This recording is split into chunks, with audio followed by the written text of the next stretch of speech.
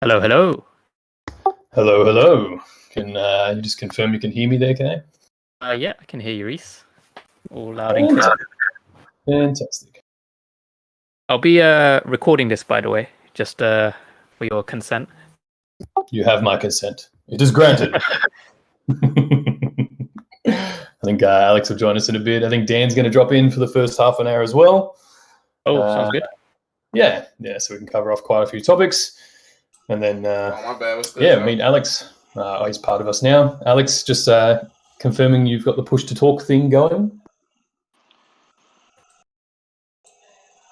2. I got the 2. 2, 1, 2. How about that? Fantastic. Kay, can you confirm that you heard that as well? Yep, heard that too. 2. Perfect. All right. Well, it's 10 o'clock. Good morning, everybody. We may as well get started. I might just do a quick recap of what we've had going on this week. As most of you would know, it's just been another massive one. They don't seem to slow down. So, obviously we've seen the death of Clockgate. We'll cover that off later. Earlier in the week, we had the Al Khan interview. Absolute fire. For me, that was a really, really enjoyable interview. Obviously, very well received by everybody. Yesterday, LOL surprise with MGA Entertainment. Like, if anyone missed that, guys, MGA is just a behemoth in the toy industry. They're I think the biggest toy manufacturer in the world. Someone shared with me not long after that they had something like $9 billion in revenue last year from selling those toys or that toy line, which is just insane. Showroom version 2. I don't know if you guys caught that. Trevor's very, very happy about the corner. Now being closed up, so we'll drop some more previews of that pretty soon, I would think. The Batman and Robin FA upgrades. If you haven't caught that yet, the Batman Who Screams and is it Robin? Must be Batman Black and White 89, I think, just got upgraded to first appearance as well. And we'll talk about a few other mobile upgrades and things as we go. So just thought I'd recap that quickly. And now that we've got a few more people with us, I'd like to introduce you all to Alex Gonzales, our marketing director. Alex, welcome. Thank you very much. Happy to be here. Do you want to just kick off? Maybe give people a bit of your history, what you've worked on before, how you came to be part of our team, and then what you're looking after for us as well. Sure thing. Long ago on a night, much like tonight. Hey, Alex here. I am just on fresh to Veve, probably for about, this is my second week now. Very excited to be here. I am a music, pop culture, sports fan coming from the world of social across music industry, automotive, lifestyle app kind of type startups, everything from Universal Music Group to Vivo, funny enough, now that I work for Veve, and Acura Automobiles, Herbalife Nutrition for a short stint as a social manager, and now on to Veve, which I'm really excited about. This is kind of more in my wheelhouse than the last few things I've done, and I'm really excited to take this thing to the next level. What you've been here for a couple of weeks now. What's your first impressions of the platform? Is it obviously we're all incredibly excited about it, and you're getting to know the community. I'd just like to get a little early feedback from you as to your first impressions. Yeah, absolutely. I think, first and foremost, the community is really what surprised me about coming on and kind of digging in, both here on Discord and socials, really trying to build up that voice. And I'm realizing that, we don't have a lot of hard work to do because the community is so involved and so, rabid in about Omi, about Veve, about digital collectibles, about collecting in general, which I really appreciate. I knew coming in that Dan and David were both hardcore collectors, but it really comes through in the product that I've found, and it really comes through in the the passion of the community. So just spending some time kind of trolling around here on Discord. You probably have seen me, like a comment here and there, or see me in the mods side panel, just kind of soaking it all in, figuring out like what people are passionate about, what people want to see more of, what any gripes are, just so that we can get a sense for, making sure that we are speaking to the audience in a holistic and authentic way when we're posting on social, or we're coming up with marketing programs for any of our new partners or drops, etc. And I think, it's been a lot of fun, and I think it's made my job, a lot easier, to be honest. Yeah, we've always said how much we value just the rolling feedback that we manage to get, especially doing things like these AMAs, and it definitely helps us to refine the way that we're putting information out as well. I think a few people are probably curious. Obviously, we tweak this system a little bit every week, but do you want to just give a bit of a general overview of how we roll out new information? Because obviously we put some stuff on Instagram now. We're really starting to focus on the Veve Instagram and socials, then the Medium articles. What's the kind of structure that we're running with there? Yeah, it's clear that most of the audience, as far as social goes, are on Twitter. On Instagram, there's a big opportunity for us to be, more involved there, in that it's kind of maybe one bit of a wider audience, and it's visual, so that the nature of our business is that we are selling digital collectibles. So to be able to, drop first looks there on, either announcements or first looks at new series that may be dropping, new collectibles, and get the feedback instantaneously on that platform, I think is a big opportunity for us. So we'll continue to build, that presence out. But in terms of like structure, rolling everything out, we try to do everything, at the same time. So not one audience for one platform feels like they're getting information before the others. We may want to revisit that, as we go, but social is iterative, and you try, see what works, see what doesn't work. But for the most part, I think, the system that you guys had put in place before Noah and I even got here has been great. A lot of that is coming from, passionate people working on both on the Ecomi and the Veve side. Now it's just about getting a little more structure around it, and kind of working within the confines of each platform, and making sure we're speaking to those specific audiences, because those audiences are just a little different. Not much right now, but as we start getting more people on the platform on Veve, you'll see that the interests will vary by social network. So that's kind of general.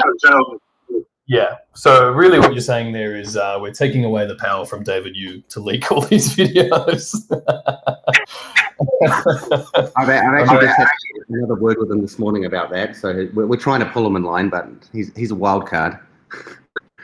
He's definitely a wild card. Welcome, Dan. He'd be a CEO if he wasn't. Yeah, that's it. It makes me laugh so much when we do these video interviews, and he just looks like he's ready to burst every time we chat to him. So it is good to get some structure. All right. Well, look, Dan, I know we've only got you for about 20 minutes, and Alex, very, very happy to have you here. So we might just start opening to the floor now. If you guys want to jump in, if anyone has a question specifically for Dan, I know people want to talk about the drop. So maybe we can get a few of those out of the way, and then we'll come back and chat with Alex as well. So you guys can hear me okay, right? Yes, we can. Okay, perfect, cool. Yeah, so I've been nominated as a tribute, unfortunately, just to kind of get a couple of topics that people were slightly, I guess, frustrated about, and they didn't know how to phrase it in a very constructive way. So I've kind of just gathered everything together. So conscious of Dan's time here, but just a couple of bits of feedback regarding the drop today. So these are kind of things that people were concerned about, but mostly just things that we probably couldn't have predicted. So firstly, the new drop system, I can see why you guys kind of approached it with the whole timer. Definitely solved some of the previous issues with people getting stuck in like lagging screens. But one concern is devices were out of sync with the timer. So some people who maybe had multiple people with devices, they were up to even 2 seconds out of sync, and you guys know that 2 seconds makes a huge amount of difference. And there was no way to actually kind of sync up the time. It's just how it was, which is it's an iterative process. I'm sure that this will improve as well. The second concern is this is something that I experienced. Is when the timer hit 0, my buy it now button actually didn't pop up instantly. It popped up after like a second. And I guess that's, just part of the, just part of the underlying tech. Yes, you have to kind of render this button, but how long that takes to render it depends on various factors. So I noticed that some people, when they did it, it popped up instantly, which again, can be improved on. And lastly was the. Let me just jump there and ask the questions. Otherwise, I'll Sure. forget what the first one was. Okay, yeah. Feel free. I mean, we're always trying to make improvements. Obviously, the clock gate was a big issue for everyone. We do think long and hard about how we're going to roll out these particular updates in the platform. This is as you mentioned, Kay, this is the first iteration of what we've come out, and overall. It actually went, very well. I mean, I know a lot of people out there in the Twitter sphere. There's a lot of speculation about a whole lot of things, but within the company, we have cold hard data, right? So we can really understand, are there bots? Are people getting an advantage? And we can see very, very clearly from a bird's eye perspective as to exactly what's happening there. So the feedback actually has been really awesome from the community on the buy now button. The timing, while it may seem the further away the time is from the actual drop point, there can be some variances in that, but it should be lining up very, very closely within milliseconds by the time we hit the drop point. I do have a meeting planned with the team just to cover off everything around that. It was something that we already knew about before rolling it out. But from what I'm seeing, in the data, I'm not sure about your buy now button, Kay. But obviously, this is the first iteration. We're trying to, roll these features out and improve them kind of over time. But this is still by far a better than what we had, and I think let's just, step back and look at, this is a new implementation. It's allowed people who don't want to participate in Clockgate or maybe don't know about it to slightly level the playing field a lot more. So from my perspective, it's a big step in the right direction. The first iteration where there more than likely be improvements. As you guys know, we're always rolling out updates and improvements on the app. Quick question. For the Batman Who Laughs, can we expect something similar? How do you mean? As far as the interaction? What was that comment on Twitter about? All about? Well, no, yes, we posted about that this morning. That the Batman Who Laughs has been upgraded to first appearance, as has number 76, Robin. Oh, okay, gotcha. I did see that. The last thing just wanted to touch on, because people just kept on hounding me about it, is so yes, pretty sure I've been telling everyone, the team's been definitely banning bots. They've been I don't doubt that at all. I've kind of seen it happening, but I guess the concern is, and we had quite a good conversation around this last week, Dan, is kind of ways to reduce this effect of people using, maybe now people seem to be using auto clickers because the buy now button is in one space and you're not penalized for hitting it too early because you can't hit it too early. So people are kind of coming up with all these sorts of ideas like captures or some form of gamification, clicking certain dots in a certain sequence, just ways to kind of get around the auto clickers now. I don't know if this was a conversation that you were planning to have, or feel free. So, I mean, I think my answer to that is that the entire basis of that assumption is that there are a significant amount of bots, right? And I can understand why people might assume that, because these things sell out in seconds. I mean, let's just take into account, with the ghost trap, the mint number was so low. I mean, we knew it was just going to go like that. But again, on our side, we have all of the hard data, and I've already spent the morning reviewing, and I can tell you guys 100% that over 95% of the ghost traps purchased are all purchased by individual accounts. So we know that that they are not bots, and that bots are not controlling massive portions of the drops, as I've kind of seen across Twitter. But I can understand why it might seem like that. So there are users out there that do have multiple, say, ghost traps, for example. And again, whenever these things come up, we do an investigation internally, and I go through their, all of their transaction history, and I see that they buy one in the store, and then they've transferred it. They've either purchased it from the market, or maybe it's been transferred from another account. So are there people out there with multiple accounts? More than likely. That's, as I've mentioned previously, that's something that is very, very difficult to police, for us to determine, well, actually not even us, but any software company to determine whether one user and another user is the same person.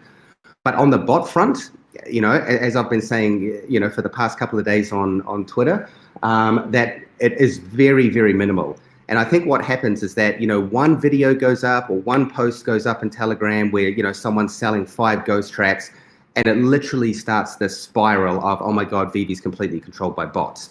But I can tell you, based on the data, that it's absolutely not the case. We're always rolling out new features. Some of you guys might know that there was another rollout on Android, a forced update on Android.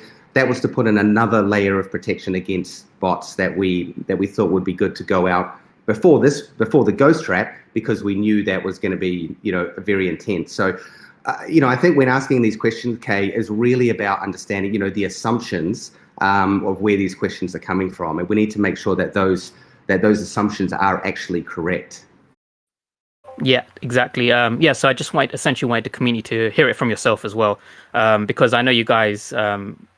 It's really easy to focus on the negatives, but I know you guys have been churning out so much stuff the past few months, literally. So, thank you for your response. No worries.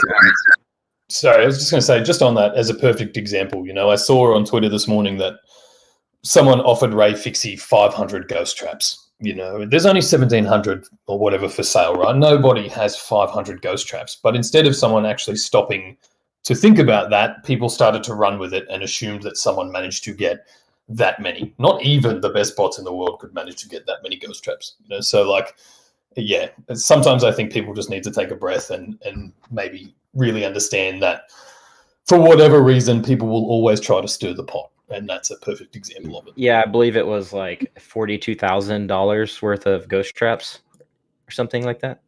500. It's nonsense. That's what it is. Nobody's got it. Yeah, exactly.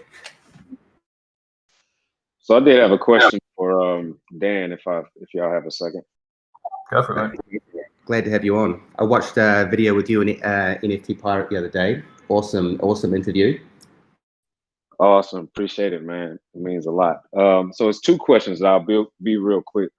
What would be the negative on mixing in on certain drops, just randomizing your mint numbers so that there isn't a first come, first serve, which would completely eliminate bots out of the whole equation. And then it would give other people in different areas who may be on 4G or 5G an opportunity to get some lower mints to kind of mix it up a little bit. And my second question would be, I noticed that over the past couple of months, we're really starting to get a lot more art, which is the part that I'm probably most excited about, because I've started to dive down into Cossack and Frank, and they've introduced me to other artists. So I'm really excited for the art part of it? Is this something going forward that we're going to get that regularity on artists? And if so, how many would we say we would have before the end of the year?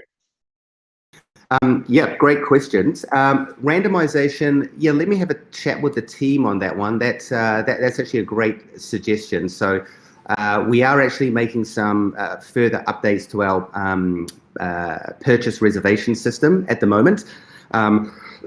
Excuse me. I'm sure you OGs here, remember the the excruciatingly painful drop days back a couple of months ago. But really now that reservation system has been improved to the point where we are processing thousands, if not tens of thousands of transactions literally within a matter of seconds. And we are making another optimization to that process. So let me have a chat with the team about randomization. I don't actually believe that would prevent users trying to use bots. I mean, if they still probably want to try and get some because it's just, high demand. And on the artist side, absolutely, we will be bringing on more artists. We've already got new artists in the pipeline that I can't announce just yet. But the artist alley side of Veve is definitely going to be growing. Obviously, we've got, we've had Frank Kozik in there, which was awesome. I mean, I absolutely love his Labbits. We've also had Ron English, sometime in the next month or so, we'll see the next series of serial killers coming out. And we do have a whole line of other artists. I think it really just adds another whole flavor to Veve. I mean, brands are cool. Don't get me wrong. I love Batman. I love Marvel. But it's also really cool to be able to expose the world and our fans and users to these artists out there. In addition to that, later on in the year, we do also have another program coming out, which is kind of part of the Artist Alley. Sorry, excuse me. Where we will be basically doing one-of-one artworks. So stay tuned for more information on that. Awesome, man. Appreciate that. And you guys are doing a phenomenal job. No complaints over here, man. Thanks, man. I love your support. Can I ask a question? Oh. Ken. Go ahead. All right, thanks. Hey, Dan. Okay, I love this community. Okay, Austin. Yep, you go. Okay, thank you. Sorry. I have two questions, kind of suggestions. I'm not sure if this is possible. But for the bot situation, if there is bots, maybe there's very, very little. Is there any possible you can use your fingerprint scanner to uniquely identify the user? Yeah, I'll just answer that question. I mean, the only issue with that is, again, it's the assumption that everyone's phone has a fingerprint scanner. So we can't, we have to think of things quite holistically because there are a very wide range of users and a very wide range of devices. So we can't necessarily disadvantage someone else because they don't have a particular piece of technology. And then to be honest, the amount of time it takes the device to scan and recognize your fingerprint is probably going to add, too much extra time to give you an advantage. Oh, I meant just for like when you start up in the app, not every purchase or every drop. Sorry, yeah. Yes, we will absolutely be adding some additional security features like that in the future. Is there any updates on music NFTs by chance? And I saw Ron English might have mentioned Steve Aoki. Sorry, Kyle. I think Austin, did you have a second question? Yes, I had a second question. Sorry to cut you off. Apologies. Sorry. No worries. My second question was the user interface on when you were doing the buy drop. The cancel button, when I was doing it today, I was moving so fast, and that cancel button is huge, and I hit it by accident, which then took all my chances away. So I was wondering if we could make it a lot smaller so there's no incidents like that. Yes, that actually, Alex brought that up with me this morning as well. He said he tried to get it into the drop, and the exact same thing happened to him as well. So I will be taking a look at that for sure. All right, thank you. Okay, Nightmare. Do you want to, yeah, Great. Mr. I just had Mugen, one quick question. we need to So get some sort of order going in here. So yeah, let's go Nightmare, followed by Mr. Moogly, and then we can go next. cool. I just got one quick question. So I noticed in one of the last few updates, when you look at one of your collectibles and then you go down to the details, it has like I know you guys added the seasons now. That's really cool. But I noticed it also took away what you paid for the collectible, and that's just kind of made it really hard for me to remember what I paid for certain things. If I want to resell them, I can only really remember what I paid for like the ultra rares off the market, for example, the big boys and anything that I may have gotten retail. So I was just wondering if that was coming back, or if there was going to be an easier way to see what you paid other than going through the transaction log. Yes, absolutely. We might have been a little bit premature on removing that that particular piece of information. The main reason is because behind the scenes we're working on adding a lot more clarity on price history, globally for a collectible. So what you paid for it, what the high price, what the low price, potentially some grouping of addition. If it's sub 100, what's the average people are paying. So I absolutely have heard the call from the community. So we'll get that one back in until we have the price history feature in place. Great, thank you so much. Very exciting to hear. I'm going to step down so other people can talk, but I just want to say thank you guys so much for doing these AMAs. We definitely really appreciate them as a community. And thank you guys for all the cool content you've been pumping out. That Ghost Trap today is super cool. No worries. Thanks a lot. Moogly, have you got a question there? And if not, we'll go Crypto Turtle. Thanks. Are you listening to me, guys? Yep. Okay, just quick questions to Dan. I would like just to know if you guys are considering just using notifications on the marketplace, like for example, when someone purchases your collectible or any other kind of notifications. And the second quick question is if you guys are considering adding like a second layer or a captcha before after the buy button, like for example, an ABC questions about the collection itself, or a captcha with the light traffic, so all the bikes. Sorry for my email. Thank you. No worries, it's fine. So yeah, first question, notifications. I know that they are fairly limited in the app at the moment. They are going through a refactor or basically a rebuild in the app right now. The notifications is kind of one of the last things that's left over from, when we had to go through this huge kind of refactor of the back end when we had the huge number of users come in. So you can anticipate that in the future there will be more notifications available, just so you know what's going on. And then secondly, the capture. I mean, we've got to think about the reason why we're adding that in. I mean, I think that again the assumption is that we want to add the capture in because there's quote unquote bots and emulators out there. But as I've mentioned, they are actually very, very small, like way down in the single-digit percentile of users on the platform. So, from my perspective, if bots were a major issue, and I can tell if they're a major issue because we're looking directly at the data of what is happening during drop time, then I would absolutely move forward with adding a capture or some kind of human interface layer. But right now, it's the bots and emulators are still, at least in my opinion, are under control. They'll probably never be gone completely, but they are very, very minimal. And when they do manage to get in, they're not getting 10s or 20s of these. They may be getting, say, a maximum of 4 or 5. But as I say, it's very, very low. So, based on that, we really need to consider that, what is the purpose or what is going to be the advantage of adding a capture.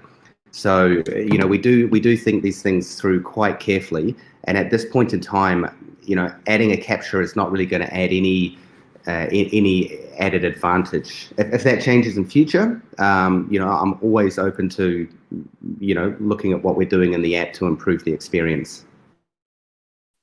Okay, cool. Can you guys hear me now? Yep. All right, sweet. Sorry about that. My mic wasn't working. I just had a quick thing. So I've been here since Nightwing. I've gone through the rough drops at the beginning to where they've gone now. They've gotten really good. But one thing but today's drop is I think it's a much bigger deal than I feel like you guys think it is about the different times for the different clocks. Because I know there's people in the same household that had different times, and that can't be due to location to the server. So like those milliseconds, those seconds, they make a huge difference. So like my suggestion would be, can we have like the buy button up first? And just like before, you could click it, but it wouldn't let you buy anything. It would actually cancel you out. You have to click something else to cancel out and go back to it. Can we have something like that where it's not just waiting on the button to load sort of thing? Yeah, that is actually something that we were talking about with the development team the other day, that, maybe we have the buy now button visible, and then we move the countdown, over to the left of it. So it's always there, but obviously if you click it too early, it's not going to allow you to complete the purchase. So, as I mentioned, this is the very first iteration. I think it's improved things a lot in terms of clock gate. Is there room to improve? 100%. Are we going to be doing that? 100%. So I really appreciate your suggestions and feedback. And yeah, we definitely are always considering things that we roll out and how we can improve that. And that was one of the talking points that we had already sort of identified as a potential option. Awesome. Thank you. Hey, friend. I had a quick question, if that's okay. Go for it. First of all, the CAPTCHA thing is a nightmare for accessibility. It assumes that people don't have dyslexia difference. So just throwing that out there. Also, when listing an item for sale on the marketplace or when placing something in the showroom, it works great unless you have more than like 50 collectibles. Then you're scrolling endlessly to try and find things. Is there any way that we can incorporate the select by brands maybe first as a first step before going into the collectibles, just to make sorting and placing things a little more easier for as people get bigger and bigger collections? Yes, absolutely. So that feature that you mentioned there is actually going to be rolled out as part of the accessories. What we've done now is very similar to on the My Collectibles page, where you can click the sort of the bubble tags across the top to help filter your content. When you're in the showroom, number one, we're going to reorder the list in there, so your latest purchase is at the beginning, because who wants to scroll right to the very end? Because they obviously want to put their new one in there first.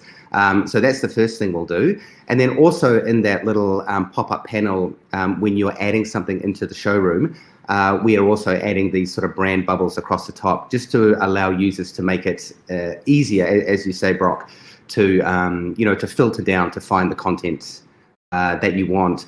That the panel that's there now is a feature of the sort of the bygone past, where we're like, hey, hopefully we get 100 users in the platform and they buy like 5 collectibles each.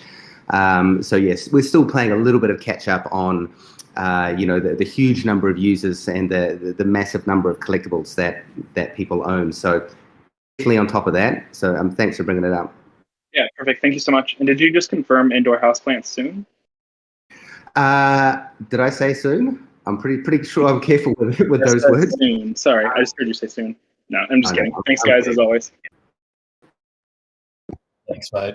Kyle, I know you had a question a little bit earlier, something about music NFTs too, and then I'll bring a couple more up. Yeah, Frank Sabatka from the stream said, is there any plans to release the music NFTs soon? And if so, can you give an update on that by chance? I don't really have too much to say on music. I mean, it is something that we have looked into.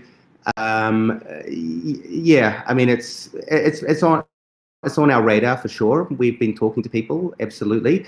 But how are we going to implement that? What the experience is going to be?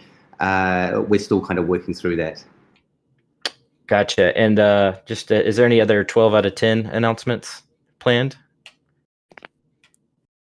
I think we made a company rule that we don't to announce a 12 out of 10 until it happens. All right, thank you. I will never be using a ranking system again based on the last one. Yes. All right. Orion Veve, and then Tom, and then Mr. Veve Vault, if we want to go in that order, guys. Well, can you hear me, guys? Yeah. May I talk? Yeah, go for it, mate. You jumped in there. Thank you very much, because I'm waiting for a while. First of all, English is not my main language, so if I make any mistake, I'm sorry for now. No worries. My first question is, there are lots of flippers, and it's normal. I got it. There's the business.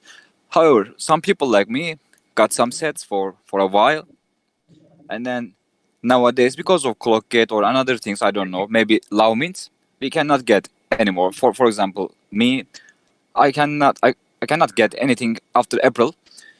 So that I can get it. However, Rice before mentioned that Clockgate never this is never an advantage, but I never tried that until last drops, which was hoverboards, yeah. And then it's worked. I got all the set. It was a kind of advantage, and I got it. And now today, me and my partner checked that our timers are completely different, and that's kind of issue again. And I don't know. I got that part also in database. You can check everything. There is not that much bot users and emulators. However, can do something like erase this problem completely from people's mind and put some kind of 2FA or something for we will be sure about that. Yeah, impossible after that. I can't kind of like erase all hesitations. I don't know how to explain that part. And I got the second question. Let me answer the first question first. Otherwise, I'll forget. Yeah, I mean, we've already covered a few things already around the capture and around the the first iteration of the RIP Clockgate, and we will be making some modifications and improvements on that over the next couple of weeks. And I think the other thing to consider is that if you were here back in the OG days, and we're only talking like maybe 2 or 3 months back, there was considerably less competition back then. You might have been dealing with maybe tens of thousands of users all competing for the same drops, rather than what we have now is potentially hundreds of thousands of users. So really a lot of the sort of assumptions that I see coming up in Twitter really come down to one thing, and that is supply and demand. The demand is growing more and more and more over time, and the supply is still kind of remaining the same. I mean, as you guys have probably noticed, Dave and I have dialed back some of the edition runs that we're doing at the moment. We will see higher edition runs with some of the brands that we have coming up, which will give users a lot more opportunity. But it's a real balance in the collectible world. Things like Frank Kozak, Ron English. I mean, we don't want to be flooding the market too much with these collectibles. So I guess just to summarize and to answer your question, we are always working on the fairness to make it more accessible to everybody. And so those improvements will come over the next couple of weeks and more than likely into the future. Thank you for that. And my second question is about, it's like I'm keeping my set, and I want to get some kind of promotion for that, maybe bonus, I don't know. For example, Cryptins, I got all the set, and in the future I hope there will be new launch for series 2 or 3 something, and there are another people flipping those all the time for get some profit.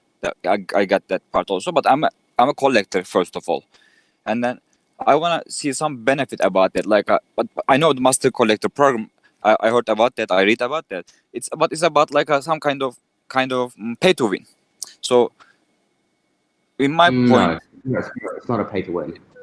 I see. So, in my point, like if I hold that set, for example, for 3 months and I never flip that, can I get some kind of advantage from those, or it will never be?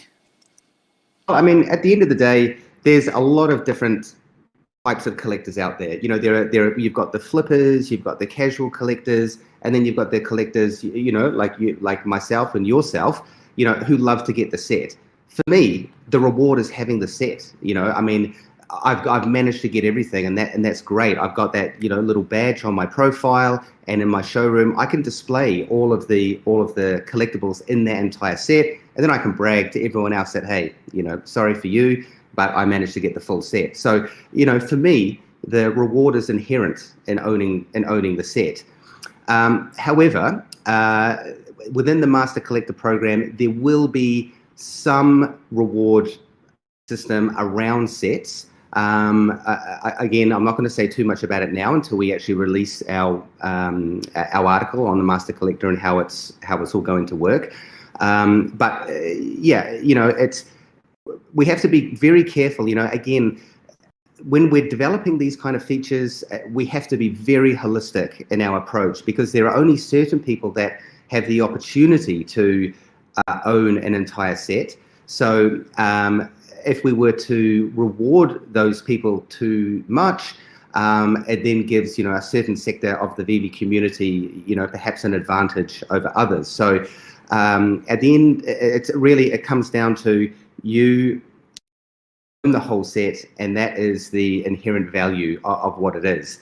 If you want to flip that whole set, then obviously that's on you.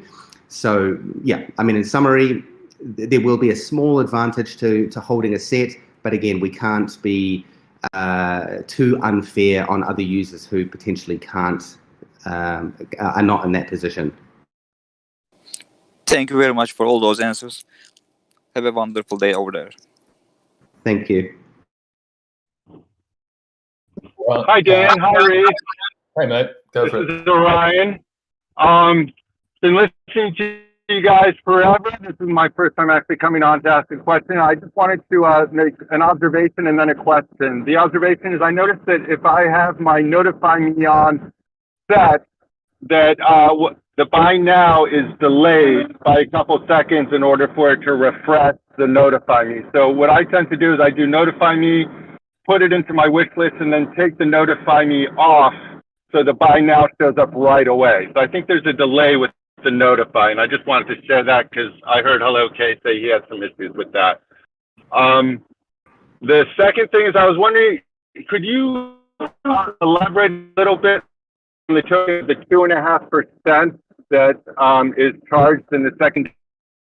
And at one point, I think that was going towards buybacks, but now maybe it's going towards the licensors, which I think is great. It's going to motivate them to want to list with you guys. But I was just wondering, just for clarity on numbers and tokenomics, which direction that's going in. Thanks for the observation. I will get the devs to double check that to see if there is any delay caused around the Notify Me button. So thanks for that.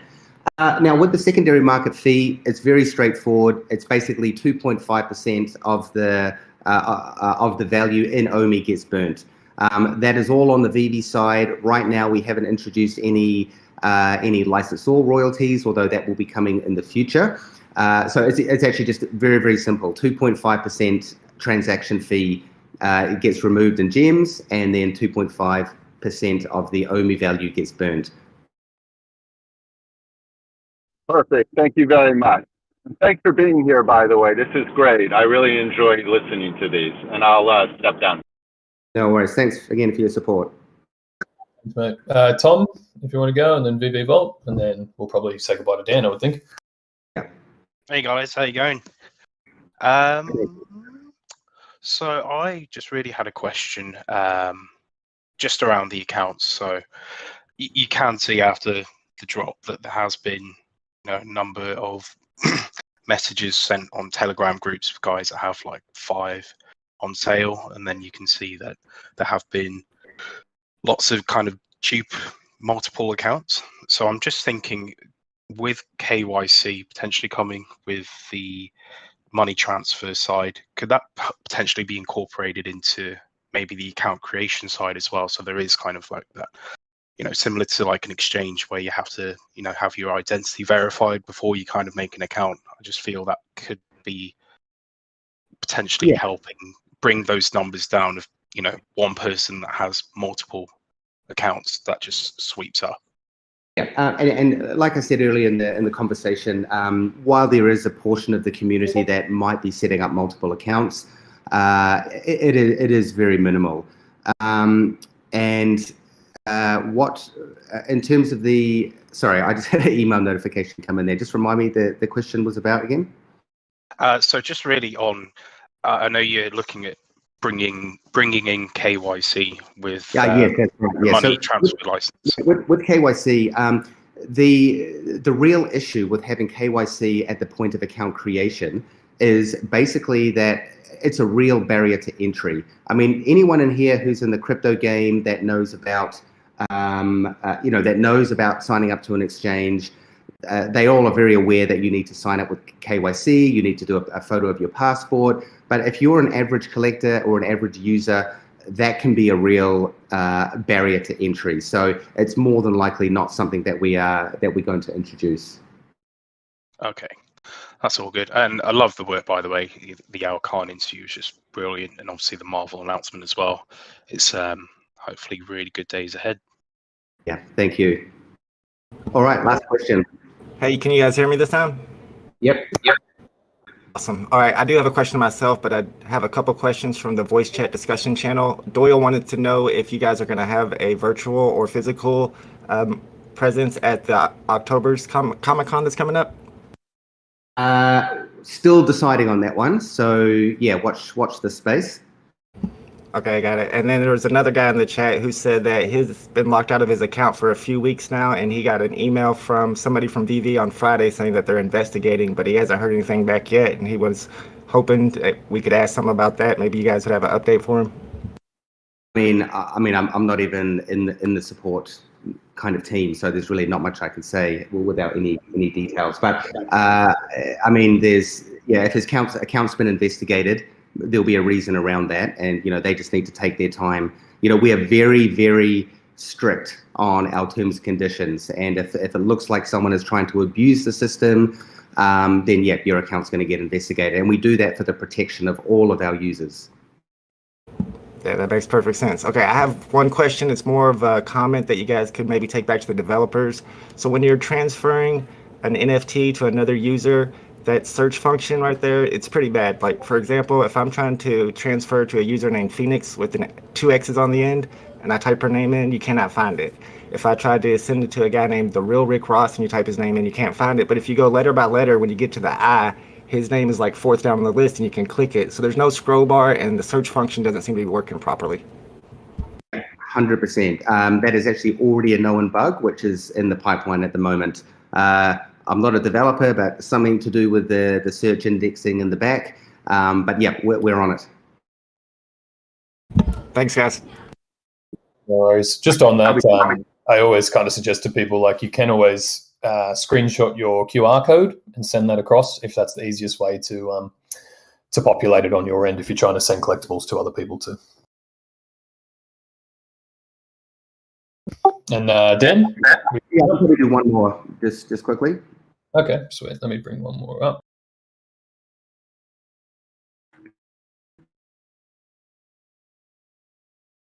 Wubba Wubba, if you're there, mate, if you've got a question you want to put to Dan, feel free.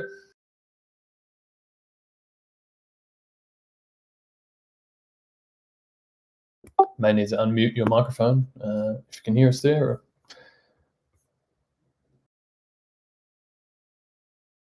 So we might be having technical issues. Let's move on to the next one. Yep. Emoji, if you've just come up, if you've got a question to ask, mate.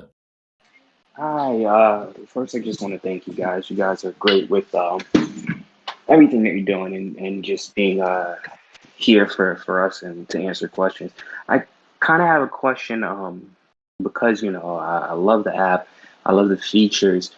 Sometimes I'll randomly show it to people I don't even know because I'm so excited.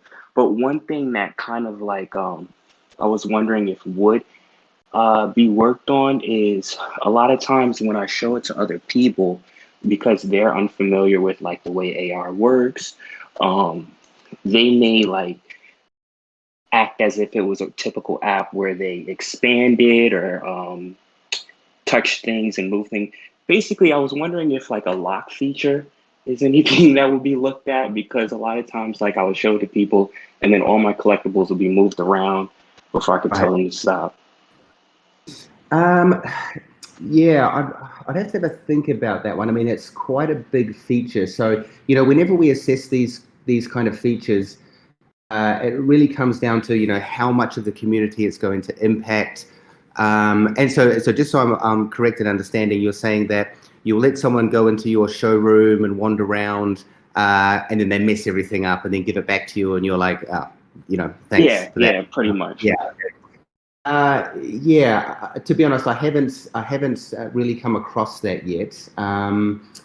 So I'd have to have a bit of a think about that, and just whether it's a wide-reaching enough of a problem for us to sort of implement. In the meantime, you could just say, "Hey, man, walk around my showroom, but don't touch anything." Yeah, that's what I've been doing. Sometimes it works, sometimes I'm not on time, but yeah, that's pretty much what I've been doing. Actually, can I just add a question to that, Dan, while we've got you here? I have a few people, you know, they obviously give their phone to their kids, and then they live in fear that their kids are going to accidentally list their items in the market or something like that. So I know some people have requested, I guess, like a child lock almost. Maybe you could toggle on and off your own access to the market or something like that. Is that something that we've kind of considered? Yes, absolutely. I have definitely considered some sort of like, how would you say it?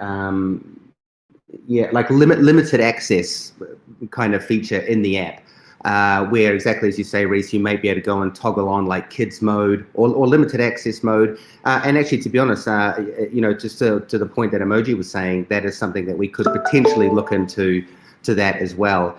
Especially now that we're starting to bring in, you know, some of the kids brands. I'm sure many of you saw the announcement with MGA and bringing in the LOL dolls.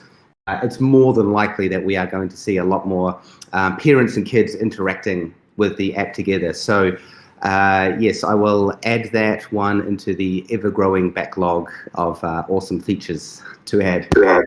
Perfect. I think people will be pretty happy about that. I get concerned messages all the time.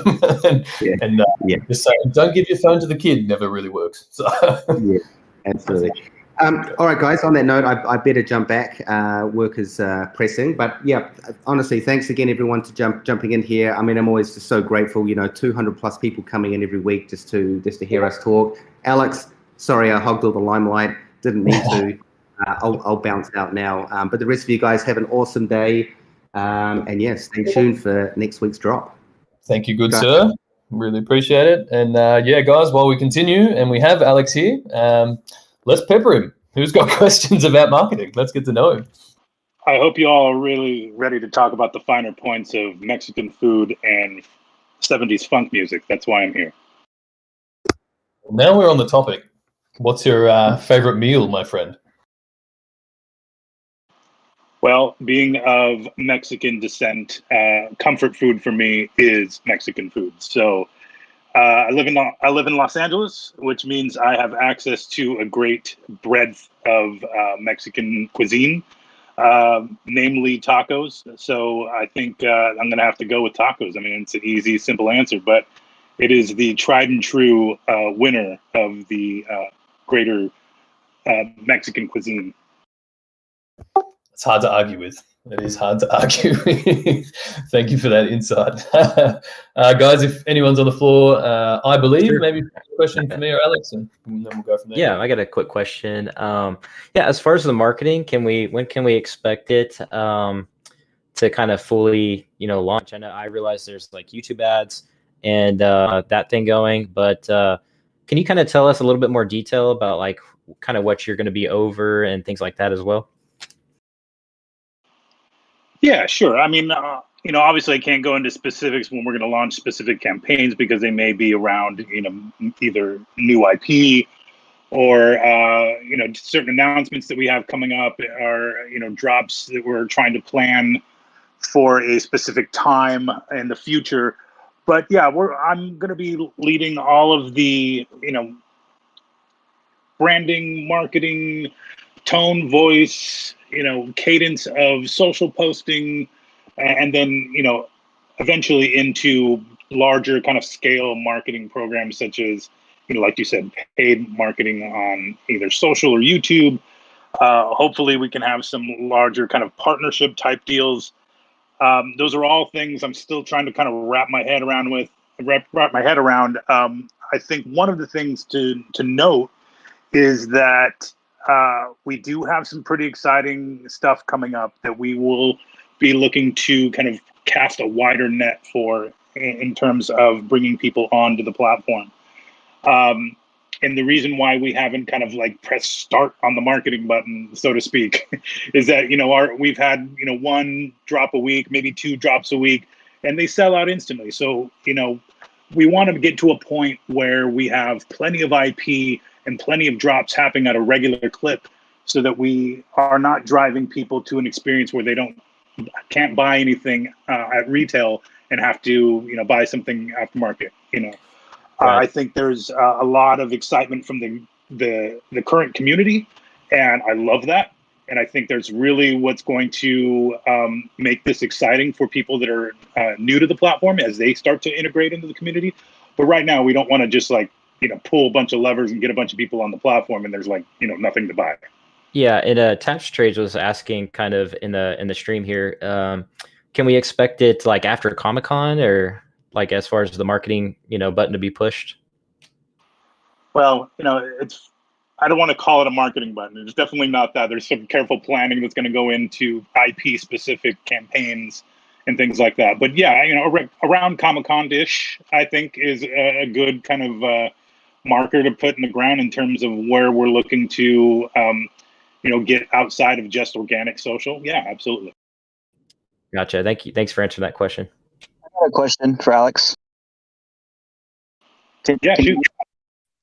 Hey, Alex. So I know a lot of us in the community have been looking at things like certain movie drops to align with Veve drops and things of that nature. Do you plan on doing that moving forward, trying to align some of the major happenings in entertainment with, certain specific Veve drops? Yeah, I mean, obviously that's the goal. I don't think we have anything in the pipeline right now that we can speak about that is going to be day and date with like a movie release. But we're always looking for those opportunities in which there is going to be a drop that coincides with a big, cultural event, whether that be a movie drop, sporting event, comic book arc release, or whatever the case may be. I think we're always going to look for those synergies in terms of marketing dates or market drop dates that are going to help us kind of get the word out and get more people on the platform and just fold into the general marketing of that IP. Gotcha. Because I think that a lot of us kind of were expecting that, and we haven't seen that yet. So that's kind of where that question comes from. And I guess my second question would be, so what's your favorite Veve vertical at this point? Veve vertical as in like which brand, or like my favorite collectible? Yeah. Either or. I mean, look, I think you heard Dan mention this morning, I was really bummed out that I didn't get my Ghost Trap. As a child of the 80s, Ghostbusters was and still is one of my favorite movies of all time. And I struck out on both Slimer and Ghost Trap. So, look, I'll be looking forward to any more Ghostbusters related drops in the future. But I think as far as things that I own, I'm really into my Marty hoverboard, and I hope, fingers crossed that that those will become like rideable in the metaverse, in the Veveverse, at some point in the future. But yeah, I think hoverboard's probably also because it came out in a similar year as Ghostbusters. Back to the Future is definitely one of my favorites. Gotcha. Hey, I've got a question for Alex, actually. So recently I did an AMA a little while ago, and the question that I kept getting hounded on by the community was when marketing, specifically, not just marketing for Veve on the Veve side, but also marketing for the Omi token, because I'm aware that in the past Google was quite tight with the kind of crypto marketing with the ads, but they've relaxed their policies quite recently. So are you going to be the person who's leading the way in terms of marketing on the Omi side? And if so, what kind of forms might that marketing take? Well, I'm very happy to announce that I will not be involved in any way with not to say that I'm not excited about it. Obviously, I wouldn't be here if I wasn't. But I'm specifically focused on Veve and the digital collectibles and building the Veve brand moving forward. I'll leave Omi to Reese in the Ecomi team, but I will be focused specifically on Veve. Yeah, the Omi side is definitely my side of the equation. You know, as we list on new exchanges, they obviously come with all their campaigns, things like that. When it comes to Google relaxing their advertising rules, I don't think you're just going to see the Omi token plastered on a Google ad. You know, we really benefit from the fact that we have such a big user base now with Veve, and obviously that's going to continue to grow. So a lot of the Omi, you know, I hesitate to use the word marketing as such, but once we've integrated Omi more fully into the app, it means that we can just introduce it to an entire user base that may not be aware of it in a very targeted way, right? Because we've already got people using Veve for the experience that it provides, and then you're giving them another way to supplement that experience. You know, whether that, you know, using the Omi token gives them an advantage over you know, the exchange rates, for example, or the app store fees, or whatever happens to be. There's enough sort of incentive mechanisms we can build in there. Then you add to the fact that some items in the store you will only be able to buy in Omi, for example. So, you know, I think that I'm not expecting to be rolling out a traditional style marketing plan, you know, where we would run Google ads for the token. Basically because it's just not necessary, right? We've already got a user base that's building on one side of the company with Veve, and it gives us a lot of advantage and opportunity to market directly to those people. You know, but to supplement that, you know, we've got influencer campaigns and obviously marketing campaigns that come with the exchanges. They always run their trading comps, all those kind of things. So they'll all be part of the story as well. But yeah, I'm not, at least at this point, it's not in the horizon to just advertise the token on Google or things like that. Just a quick follow-up on that. Well, more on the kind of campaign side. So this week was obviously a really, really big week, especially for myself, since we got to be, I guess, the first non-official Ecomi people to announce the Ghostbusters drop. And reaction was generally, I would say, 99% really positive. It's unique, new, and people were really kind of generally enjoying it. But there were people who were confused as to why. So I'm going to phrase it in nicer terms, but they were confused as to why Ecomi let community members announce the drop as opposed to leveraging their kind of vast resources of marketing. So I think it's best if they hear it from you as to why that was the case. Yeah, I mean, let's not sugarcoat it. Some people just got butthurt because someone else found out before them, right? And I think that's okay to say. Now, as we've said in the last, I think Dan mentioned it a week or two ago, we are starting an ambassador program, right? And the initial phases of that to bring in the people that are openly and publicly supporting us in the community. Now that goes from all of our community mods to people that are active on Twitter, you guys creating content on YouTube, all of these kind of things. And it's always been a very integral part of our journey and really the story that we're all creating to be involved in the community, right? I mean, we do these AMAs, everybody's interviewing each other on everybody's channels, everyone's creating incredible content, and because of the core that has been built there, you know, it really means that we haven't had to dive too far into spending money on marketing. So enabling that for the people that are disseminating information is just a way for us to give back and to say thank you. This was the first time we tried it, and it was actually just by complete chance. Wannabe Champ reached out to me and said that you guys were doing a stream. Was there anything we wanted to share? And we thought, all right, well, let's give this a go. And as you said, you know, it was received really well by 99% of people. To the 1% of people that got upset about it, I mean, I'm honestly a bit befuddled by it. Like, the Ghost Trap has been listed in the store for months. Everybody knew that it was coming at some point. so I don't think that anybody was disadvantaged by not being a part of that. It was really just a way for us to say thank you to you guys, give you something cool to share, and we're going to continue to do things like that moving forward because we have such an incredible network of people now. From a company standpoint, from a community standpoint, it just makes sense to leverage that and to continue to involve you guys as much as possible in this journey.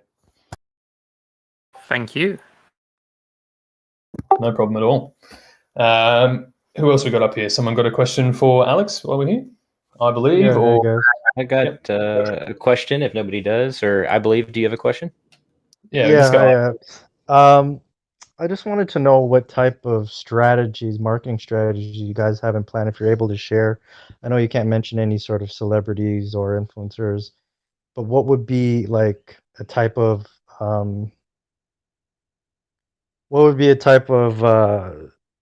strategy for, like the Met Ambassador program, for example? Yeah, so I mean, like we've just did with, say, premiering that video. This down the line, this isn't going to happen in the next few weeks, but as we really start to flesh this out, being able to maybe give some key influencers a collectible so they can show it off, or actually display it in AR, really start to build the awareness on that front. I don't personally use TikTok, but it seems to be where the kids are these days. And that kind of content is really, really viral. It's really easy to share around, things like that. So we're very blessed that we have a product that people really enjoy interacting with. It is very visual and visually appealing. So it lets us leverage platforms like Instagram or TikTok to really show these things off. So I guess that's kind of the future intention of it, to be able to use our network to disseminate information, but also to be able to catch the attention of other people who may not have heard of Veve or seen anything like it. And then obviously with the design of the platform, it's very easy to then onboard that person because all they have to do is download an app. They don't need to understand crypto or wallets or keys or any of that stuff that is still a barrier to entry for most NFT projects.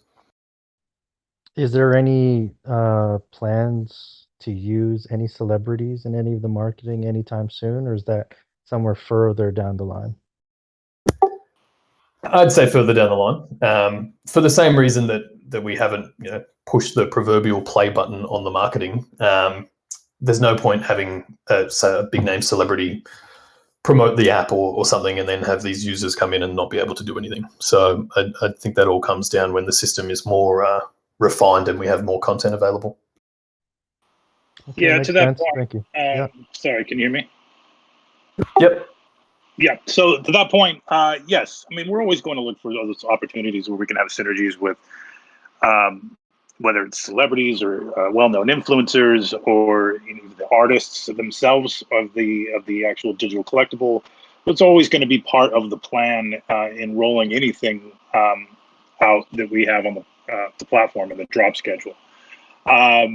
As for the proverbial marketing button, I don't want to get too caught up. I know that's kind of come up a couple of times. There is no, marketing button, so to speak. There's me getting my feet wet, but everything that I've been doing and Noah's been doing, since he started, has been, marketing. It's under the bucket of, have information, disseminate information, make sure people are aware of the drops and the scheduling, and work with the community to build excitement around the drops and share their excitement once they do procure those collectibles.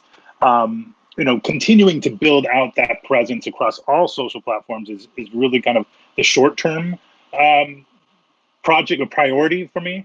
And then, once we have a tried and true kind of schedule of drops, and where we're a regular schedule of drops, where we're doing once, twice, maybe 3 times a week, who knows, then we can start to kind of put in place, some lead time stuff that we were going to be having campaigns around, because right now, as they've been happening, and I'll be completely honest with everybody here, these drops that have happened in the last 2 weeks since I've been here have happened fairly quickly. Like, we find out about them from the licenser, we get the sign off from the licensors, and then it's like, okay, hurry up and go. And so we got to just figure things out as we go. The goal is obviously to have as much lead time as possible, so that we can actually plan out a robust marketing campaign around each of those IPs. But for the most part, yeah, I mean, everything that we do on the day-to-day basis on social or YouTube with the videos, we're going to continue to build out each of those strategies on each of those verticals. Thanks, guys. No worries. Yeah, and as Alex just kind of alluded to there, I think part of that process is really just getting the community used to where to look for that information. Like it's at the moment we kind of release the Medium article 24 hours before the drop. Once we're in a bit more of the swing of things, maybe you can expect to see them a week before or 2 weeks before, and they'll always release at the same time on the same day so that you do know where to look. Whereas, for the last few weeks, like maybe David Yu is the first one to drop something on his Instagram. Then you see it on our Twitter. Then you see it on Veve Instagram. It's been a bit all over the place. So I know that Alex and Noah are really working on just refining that structure a bit and that rollout so that it is more consistent across all of our channels as well. Who else have we got up here? Tom, and then Josh, if you guys have some questions, and then Fav, P-word. Maybe we'll go in that order. Oh, no, I'm good. I just stuck in here. You can kick me out. Okay, sweet, man. Yeah, I might send you back to the audience just so we know. So Josh, 7291, same deal. If you got a question, how about it? Hey, I got a question, but it's not about marketing. It's more towards the new FA Robin from today. So you already have an FA Robin, as I'm sure you guys are aware of. Are you guys going to add anything in the description of the new FA Robin to make a difference between the two of them for new users that maybe don't understand the comic books behind it? Yeah, I did ask about this actually when Dan said it was getting an upgrade, because I thought the same thing. I'm like, we have a Robin. What do you mean? But yeah, as you've just alluded to, it is technically a different character from the comics and that kind of thing. I don't know if an extra descriptor will be added, maybe into the bio of it, just to say like where that particular Robin came from. Assuming based on your question, it's not there already. So yeah, I'll bring that up with the team just so we can help to differentiate those a bit. Okay. Do you think we could see something like his name changing from Robin to Damian Wayne as his character, or do you think it's going to stay Robin? I would imagine the character name would stay the same. I think the descriptor, if anything, the little bio piece would change. And I brought up the same thing with Dan as well. So we can, there's obviously some implications there in terms of, changing names on things, obviously. But if it's just the bio and we just kind of put a little more of context, why it's considered a first appearance or who that character actually is, Damian Wayne, for instance. I think if that doesn't have any implications in terms of the value of the piece outside of just calling it first appearance, then I think we should definitely look into updating that. Awesome, thanks guys, appreciate it. No worries at all. Fav, P-word, if you're up. Yep. Oh yeah, okay. I love everything about Veve right now at the moment. I had a shout out to Dr. Roxo, and I'm a huge funk fan also, to Alex.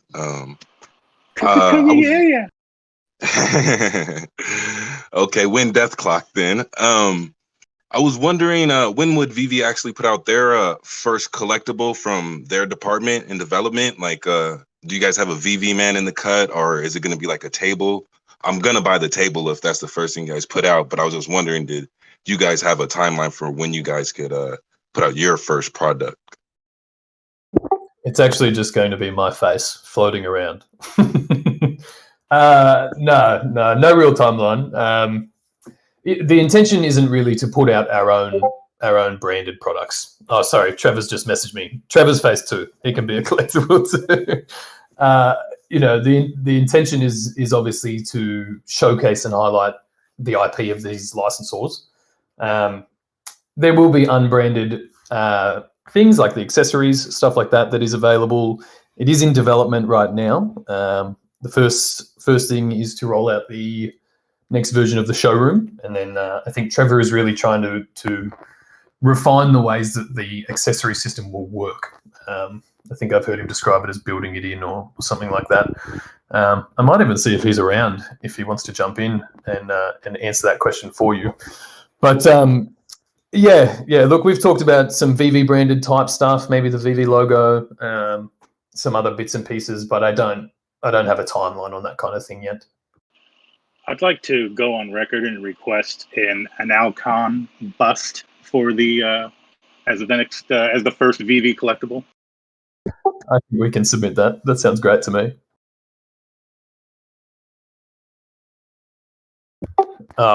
Trevor wants to go first. Trevor, do you want to join us in this conversation? If you can hear us, mate, come join the stage.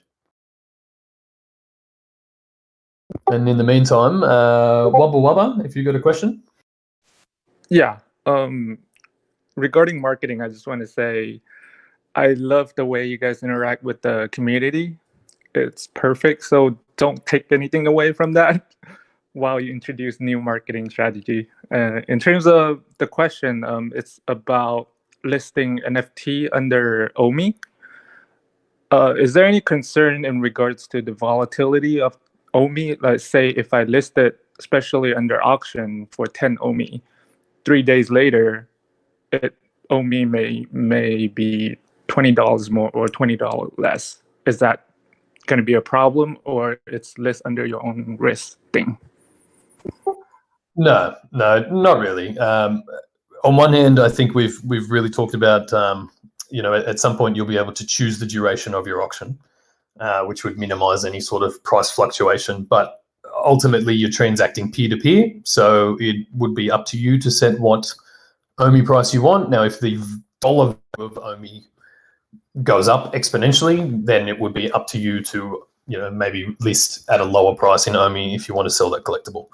But at that point, it's peer-to-peer. You have full control over the prices you set, and it will be your responsibility to adjust those prices if necessary.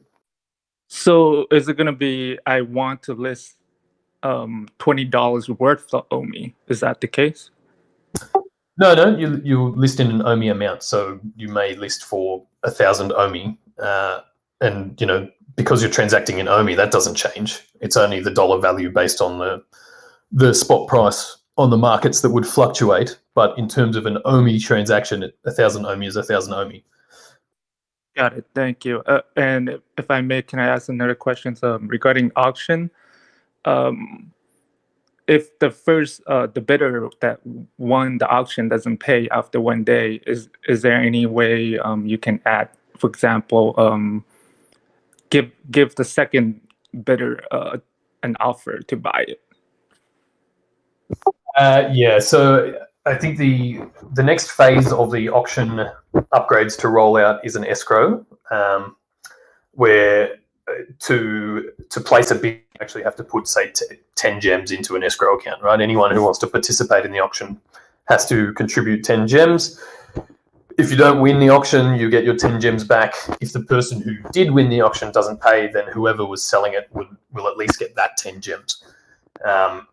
I don't know if we're going to build in a way for the second and then the third and then the fourth person to have the option to buy it. But, if that's the best solution at the time, then obviously the dev team will try to integrate that too. Thank you. No problem. And welcome, Trevor. Good to have you here. I know someone just asked a question about the Veve branded sort of products and things like that. But while we've got you, I mean, do you want to give some people some insight into Showroom version 2, what we've upgraded, and if there is any updates on potential Veve products, accessories, all that kind of stuff? Yeah, I guess. First of all, Alex, welcome. It's nice to meet you. Excited. The Los Angeles-based contingent of Veve grows every day, so this is very cool. And I guess to answer the question, yeah, so we're working on showroom updates. We only updated everything, so very excited for people to see the changes we made. It's more than just the corner. No longer happiness. So yeah, I'm excited for those that to be like the whole rollout with that. As far as accessories, it's something that we're digging into. It's more than just what do accessories look like, but how are they delivered, all that kind of content, that the systems surrounding that content are being designed as well. And we got some really cool, exciting ideas for that, and I'm sure those will be discussed in the future as that starts coming along. And so it's hard to say. It's hard to go into too much detail on what those will be, but we have some pretty clear, some pretty interesting creative vision for what accessories will look like, how you would be decorating your showrooms beyond just NFTs. Perfect. Thank you very much, Kansu. I just brought a couple more people up to the stage as well. So now we've got Trevor and Alex. Guys, if you've got any questions in that realm, I believe. Are you waiting to ask something there? Yeah. I know that you guys have more like collectible IP that you want to release as NFTs, but since we're bringing accessories and furniture and houseplants and whatnot, can we also expect like designer furniture, designer appliances, these kinds of things? That is a very good question. To my knowledge, it's not really part of the conversation, purely because it's not really the vertical we're really accessing. But I mean, anything's possible in the future. You know, if there's demand for designer couches or things like that, or they become items that people want, then maybe. But again, I don't know if in the digital space people will want to collect or pay a premium for a designer couch over an ordinary one, unless it has like some specific utility or function. Trevor, or Alex, any opinions on that? I mean, I have opinions. I'm not sure. I would probably be speaking out of turn, but I think if the Da Vinci thing is any indication, expanding into artwork and fine luxury designer brands and things like that. If we have a relationship with those companies, I'd love to see us expand into, things that aren't necessarily considered a digital collectible, for instance, like a statuette, or I'd love to see more in the art realm, things that we can hang on our showroom walls. Is that a handbag from Louis Vuitton? I don't know. I mean, I would love to see that. I would. Again, I'm speaking way out of turn. Yeah. I think items like that, there's definitely potential, because I guess they do still have some collectability about them. I guess I'm referring more to I personally don't know anyone that collects couches. Yeah, it'd be cool to see like Memphis Group furniture. If you guys haven't seen, take a look. But yeah, I mean, anything that Daniel Arsham does, he has some really good. Yeah, okay, yeah. I think I've also seen Tokidoki do some collaborations with Cartel, Kartel, I think the brand is, and they do actually do some really cool branded furniture. It's got Tokidoki characters all over them, things like that. So, look, I won't rule it out. I guess there's always potential for that kind of product vertical as well. I'll jump in and speak out of turn. I totally agree with Alex. I think I think it's a very cool and interesting space. Again, it's questions beyond just what is it that we want to put out in that kind of world of furniture, whether it's stuff we created or themed to a design, an existing design. But it's also beyond not just what is it, but how we would roll it out. Is it something that we would like? There's a lot of questions that need to be answered. So it's hard to speculate and give you a definitive answer, but it's certainly a space I think we'd be excited for. I agree with Alex. I think it's a pretty cool idea. Yeah, and to that point, I think those discussions are ongoing because we are so new in the space still. Even though to everybody here in the community, NFTs, everybody knows what an NFT is, but to a large portion of the public, they've never heard of it. I'm trying to explain my new job to my family at 4th of July, and nobody could wrap their head around it. No matter how basically I explained it. But there's going to be still a lot of education to go around, and then I think looking to the future where we have to fill a home in the metaverse. What are we going to fill that home with? Is it just collectibles? Is it maybe furniture? Is it more artwork? What is it? those are all questions that I think that we're continuing to research and answer and ask ourselves.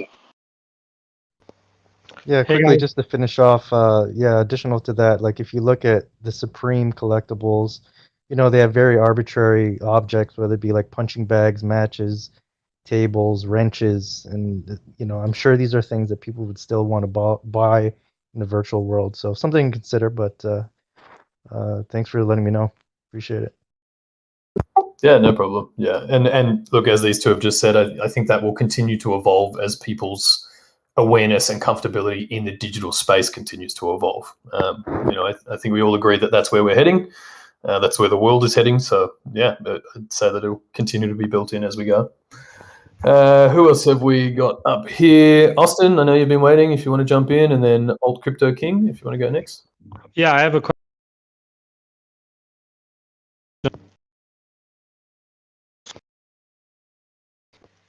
Can you hear me? Yeah, now we can. You were cutting in and out a little bit there, but I think just hold that button or do what you're doing. Yeah. I'm just weird to push to talk. So my question is to Alex regarding, because we're having like children and kids coming onto the platform. Is there like attention span? And I know Veve and Ecomi are all about the experience, and I know they're just starting to get more interactive things and like. But like, how are you going to keep their attention span, keep them on the app, and keep them active? Because currently, like, if a kid goes into the room and just sees an NFT, will they stay on there long? I'm not sure. What type of marketing strategies are you looking for, or are you waiting for more features to come? I know there's like Brat stalls possibly, or this LOL surprise, and like maybe that could be a customization kind of thing coming. That's what I'm suspecting. If you could share any light, that'd be awesome. Yeah, I mean, look, it's very clear what the age group, target age group for LOL is, right? It's, just past, it's like toddler, essentially 6 to 8, I believe is the age range. I know I have two nieces, ages 5 and 7, that are super into it, but I wouldn't be able to hold their attention on a Veve app and trying to, build a showroom, I don't think, without some extra gameplay that is super simple. So I think really what we're kind of going for here is a way for parents to share this experience with their children, right? And there's also a number of restrictions around the types of marketing we can do to kids of that age group, under 13. Depending where in the world, I think, driving them to install an app and then to buy things is, it could be problematic, and sometimes a big no-no. Without the parents' involvement. So really what I think the initial phases of having something like LOL on board or Brat stalls would be more as a shared experience for parents and from families as a whole, as opposed to handing a kid a phone and letting them play with an LOL doll for a couple minutes. Okay, thank you for that. Appreciate it. Can you hear me? Yep, go for it. I know you talked a little bit about the next phase of the marketplace, but I was just wondering if peer-to-peer trading is going to be in that.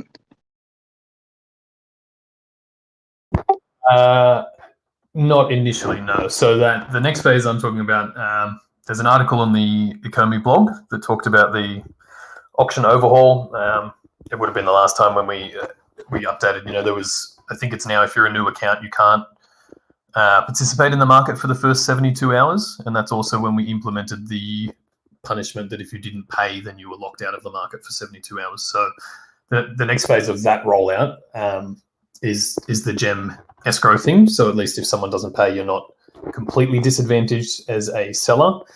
Peer-to-peer trading, assuming you're talking about directly trading collectibles. Last time I spoke to Dan about this, it is being developed, the direct trade sort of thing. And I hope I don't speak out of turn, but to my knowledge, it will be more of a say you and I communicate and make a deal on a collectible, then I'll be able to list it in the market, but you'll be the only person that is able to submit an offer for it or see that listing there. Whether it's like you enter a code or something to be able to access that. So there is definitely peer-to-peer trading in the works. I don't know exactly when it will roll out. And then the future iteration of that would then, potentially bring in the ability to trade my 1 Batman for your 3 Mermacornos or whatever, so we can kind of actually form those deals there rather than just 1 for 1. But the first iteration will be the direct trading mechanism. I'll next time, maybe next week, we can hit Dan and see if there's any sort of updates on that. I appreciate it. No problem. Deep? Well, Mr. Yeah, go for it, Mr. McCom. Hello, can you hear me? Yes, we have you there. It would be cool if we could combine collectibles to create another one, not available to buy in store, not in form of accessories like real crafting. For example, if you manage to get Infinity Gauntlet and all gems, you can craft finished Infinity Gauntlet. And you lose collectibles using craft. What do you think about it?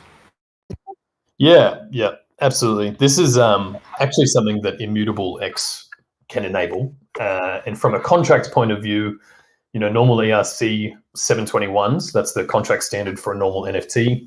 Then you have ERC 1155, which is a composable standard. So that would mean let's say you have a Superman and then you get a golden cape, for example, and you can combine those 2 collectibles. And then it's, you can choose to then sell that collectible on with that. Hang on, I'm just going to mute someone. Yeah, that's better. You can sell that collectible on, and it comes with the accessories or the attachments that you've given it, say that extra sword or extra cape or things like that. So it's definitely in the works. It's definitely something that we will see in the future, being able to customize the appearance of your collectibles as well as as well as actually own them. Thank you. And as a closing statement, I know that you can't talk about licenses, but I just want to share my personal wish to have League of Legends and Dota collectibles. I would be very glad to have them. Thank you. No worries. I'm sure Trevor would be glad to have them too. Yes, I would. All right. Now, Macom, if you want to go for it, mate. Oh yeah, thank you. No, I just got one for Alex, but before I go, I should say I'm from San Diego, and I do respect the taco choice as your favorite food, but I got to say, a San Diego, California burrito, man, you can't beat it. As I'm actually from San Diego, and I will wholeheartedly agree with you. There has not been any place in LA that I've found that does a even halfway decent California burrito, and it bums me the F out. So yes, I do agree with you. Yeah, I didn't want to hurt your feelings by saying that, but I'm glad you agree. Hang on. Just quickly, what makes it a San Diegan burrito? What is so different about it? It's basically just a steak or a carne asada burrito. It's got guacamole inside, cheese, and then what makes it a California burrito is that it's got French fries inside. Classic move. It's delicious. If anybody ever goes out there, you need to try it for sure. No worries. It's sound advice. Do you have a question while we're here? Yeah, it's on the marketing side, but I guess not so much marketing for new users, but marketing for people who are already or had just become users. Because I come, from a marketing background myself, and I think, the first experience is always the most important, especially like their users' first drop and things like that. And as we get more users, maybe they're not, these people on this community live, eat, and breathe this stuff, but people who are new may not have, the tips to succeed on like a drop day or things like that. So I guess my question to you, and I sent this to you recently on LinkedIn actually, but my question is, do you have a plan for like indoctrinating new users, specifically like with email or like a blog post that kind of walks them through Veve and like how to use it and, tips for using the marketplace and things like that? Yes. So the short answer is yes. Those are some of the things that I'm planning on for certain. As I mentioned earlier, a lot of what we're doing in terms of welcoming new users onto the platform is that education piece, right? as you mentioned, everybody here lives, eat, and breathes Veve, and I love that. But there is a bit of a learning curve that we're going to hope to, smooth out a bit, just in terms of, ongoing education via social, whether that's, influencer video or, community YouTube channels and things like that, where we're doing appearances on or creating short form video on Reels, whatever the case is. We're going to continue to educate the people who are new to the platform with both kind of 101 Veve 101 content or tips and tricks or whatever the case may be. Those are things that we are going to continue to pour over the data with and see if anybody's getting hung up in certain spots, or if they drop off because they install the app and then they don't know what to do with it.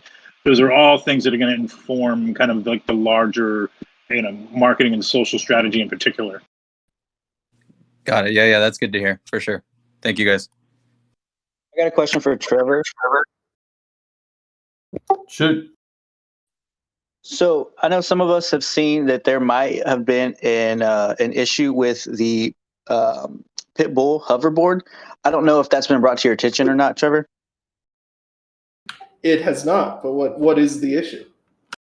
It seems like one of the engines may be hollow and the other one appears solid. I will take a look at it. That's probably just a modeling issue. And then I guess my second question is for Reese. Do we have any update on the Veve wallet or the Ecomi wallet? So the last update I had was that I know David was waiting for some the actual packaging and boxing to come in. The wallets themselves are they're being manufactured. They're quite a hard wallet to manufacture, but the warehouse is producing them. The biggest thing we've been waiting on is a update to the actual companion app, because it really hasn't had a facelift for quite a while, which has been in the final stages of testing for a while now. I'll chase it up after this. So then we'll need to roll it out just to a few people to make sure it's all good, and then roll that update out. The hardest part is that prior to running out of stock, people would receive a secure wallet and then have to do a firmware update straight away. So I think what they're trying to do is make sure the new app is ready to go, then update the firmware on the card before it gets sent out, just to remove a bit of an issue there. For some users, there was a bit of a latency issue. Some phones, because all of the firmware updates on the card happen over the air, like from your phone, there was quite a few teething issues there, and it caused a fair few issues for me running the support on that side. So I think they're trying to get all those things in line before they make it available again and send it out. All right, perfect. And if you need any beta tester for that, feel free to reach out to me. Yeah, no worries. If you've got, have you got one already, a wallet? No, because they've been sold out. Okay, yeah, that doesn't really help us on the beta testing side then. Okay. Yeah, we need people with the wallets to test the new app, but on the next round, yeah, I'll bring you in. That's fine. Yeah, for sure. Awesome. Thanks, guys. No worries. Mr. Viper, if you've got a question.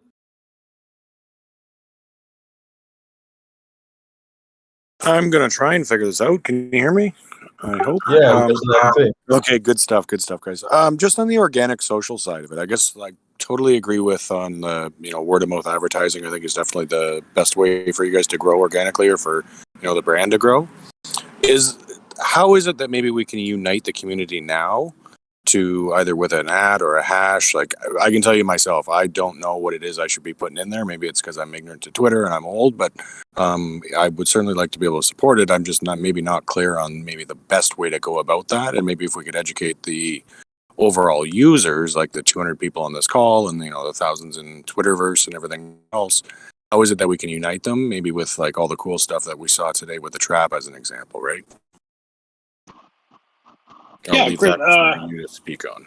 Yeah, sure. Thank you for the question. I think it's a great point. I think we have started to get in more of a groove once we have a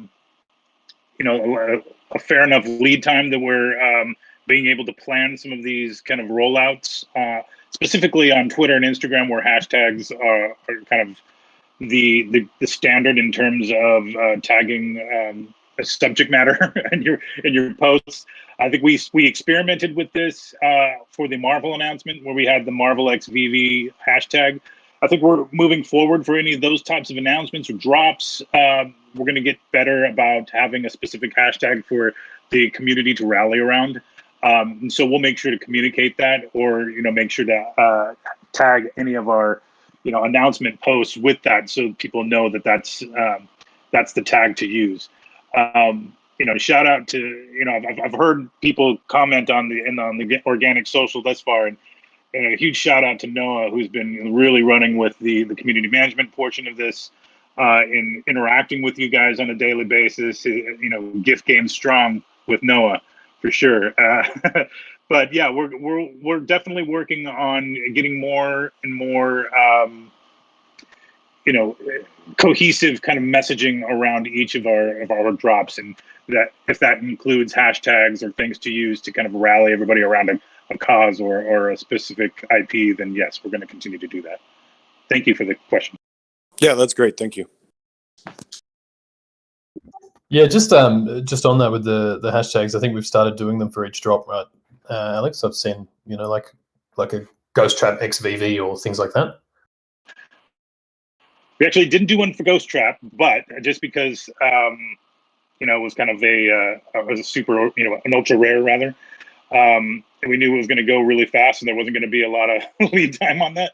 But yeah, for everything else, we're definitely going to start to kind of brand our drops, if you will.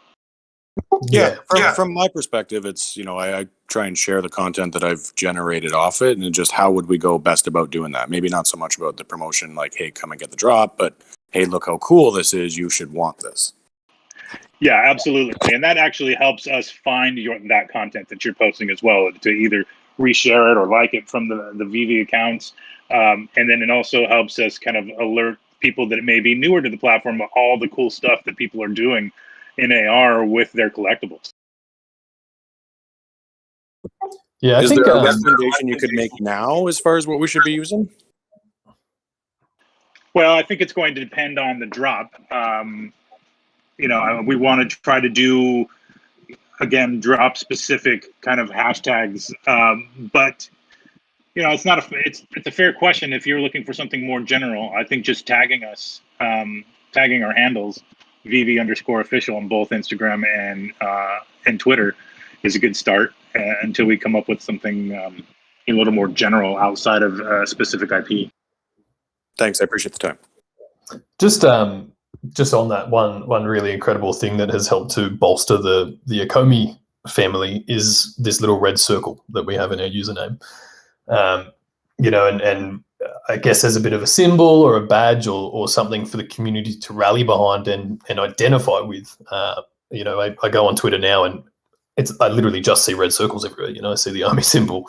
So maybe we can put that on your plate, Alex, to find something that might be representative of Veve that people can kind of use to identify themselves by or rally behind as well. Yeah, definitely heavy metal fingers. Heavy metal fingers it is. Make it so. Well, solves it.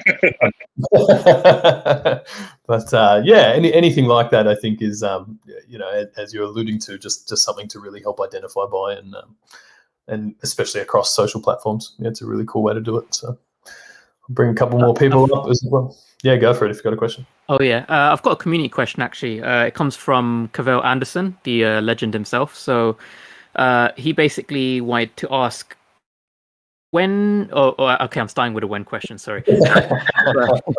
Yeah, I was trying to force myself not to use the word when, but it just came out. So basically, the question is, right? When will there be enough content so that app is, I guess, more supported for 1 million users, going upwards to 3 to 5 million users, given that's kind of like the target on the roadmap? Just because at the moment, I guess if we were to have 1 million users today, a lot of them wouldn't really have very much to do. So I guess what kind of strategies are going to come into place to support a lot more users in terms of content? Might be a Trevor thing, depending on what's in the pipeline. I don't know what we can give away there, and maybe Alex, if you've got strategies on that front too. Sure. Let me chime in quickly. I think from a marketing standpoint, it's really going to depend on us having a regular pipeline of content that's dropping. Right now, we're kind of doing as it comes in, as we continue to sign more and more licensors and IP. Eventually, we're going to get to the point where we're going to have a fair amount of content that is happening any given week, so that not everybody is on the app at any given time, one time when around a specific drop. It's going to be people showing up to buy whatever happens to be new that week, as opposed to one day a week where we're doing a Thursday or Tuesday and Thursday rather. So I think we'll get there. It's obviously something that David and Dan are working very hard on, and they've been doing an amazing job thus far. I can't even tell you how insane it is, the amount of IP that they've signed onto the platform. Just coming from kind of the music world and licensing world, and knowing how hard those deals are to do with brands of that caliber. So shout out to them. But yeah, I think it's an ongoing process of getting things into a pipeline and having the licensors sign off on all of this stuff on an ongoing basis, so that we have a solidified schedule, so to speak. Yeah, and just I know we mentioned this a fair bit, but the licensors really do have the final say on everything that we do. Once Trevor creates these assets, or the teams that help him create them, it does just back and forth consistently until everybody's happy with it. Even things at the last minute happen. Even perfect example, like the MGA release that went out yesterday. We were waiting until sort of the last minute for them to sign off on the press release and what they were happy with there. So yeah, as Alex said, we really are trying to get these things into a more structured pipeline, so that we can then build campaigns around them. People are aware of it.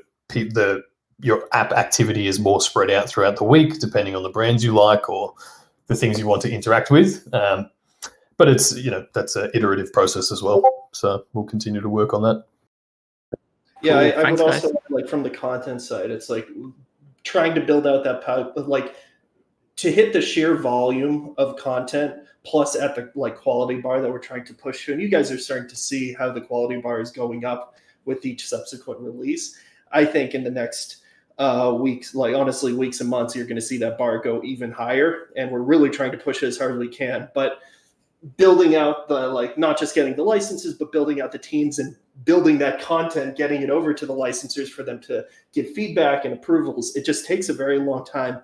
And these assets they're expensive to build and they take a long time to build, but we will get there. And ultimately the goal is to build a team that wants to do that. I know I talked about it briefly last time, but the team of the content production team that we've assembled is pretty extraordinary, and they're really excited to be here. But they also it's still just to do assets that are this big and this complicated takes a very long time.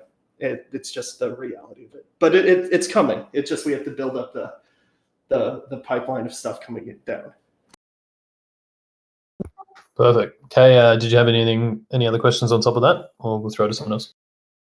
No, that was the last one. Yeah, feel free to pass on.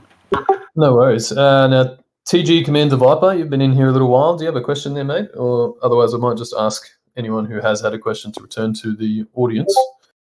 I asked mine. You can kick me out. Can you just opt to leave the stage? I don't want to kick you and then have you just. I don't actually want to kick you out of the conversation. I don't know if it kicks you back to the audience or not. Well, I'll try, Reese. Nice. And JC, you got a question there, mate?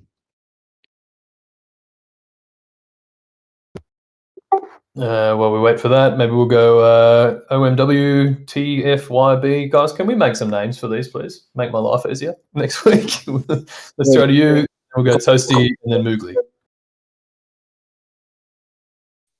Hey, I just had a quick question about the actual auctions in the marketplace. I noticed that it unfortunately changes the price to a lower price and it makes it pretty hard to bid. Just want to know if that will be addressed in the future. What do you mean it changes the price to a lower price? Can you give me a bit more on that? Well, in the past, every bid, if you want to place a bid, it would be 10 cents higher than the current bid. But now on your device, it would be, let's say the bid's $100. When you press the bid button, it might start out at $15.35. I can confirm that. Yeah, I had the same issue as well. I had to manually make my bid ready.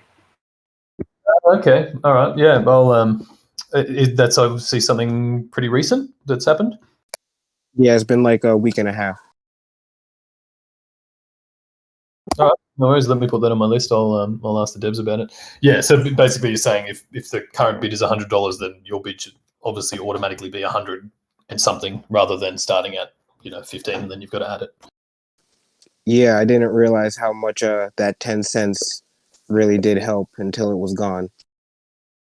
Yeah. It's I'll find out about that. I know that it's funny because initially you have people. The feedback is like, oh, I want to be able to set my own amount to bid rather than just go in 10-cent increments or whatever it is. Obviously, the option was already available to up the bid if you wanted to, but I'll find out what the go is there. As far as I'm aware, it should be starting at the current bid at least to make your life a bit easier. All right, perfect. And also one more thing about the marketplace. I mentioned it before a few weeks ago in the AMA. If they will be able to, on iPhones, after you make a bid, you can't do anything for about 3 seconds. Just wanted to know if that will be fixed, because on an Android, it does work, no problem. You can make a bid and then do anything after, go to the menu, look at another item, whatever the case may be, but you can't on an iPhone. Have you got you've got an Android and an iPhone? Like you've actually compared that? Yes. Okay. All right. No worries. I'll put that on the list too, and I will get back to you. Thank you. I appreciate it, guys. No problem at all. Also, welcome, Alex. I appreciate it. Nice. Thank you, sir. Take care, guys. Take care. I got a question if nobody else has a question. Yeah, if you want to jump in, Kyle, and then we'll go Mr. Moogly. All right, very good. Alex, I think Ultraman Day is coming up this Saturday. Is there any plans maybe to capitalize on maybe not that day specifically, but like in the future, things like that as far as that goes?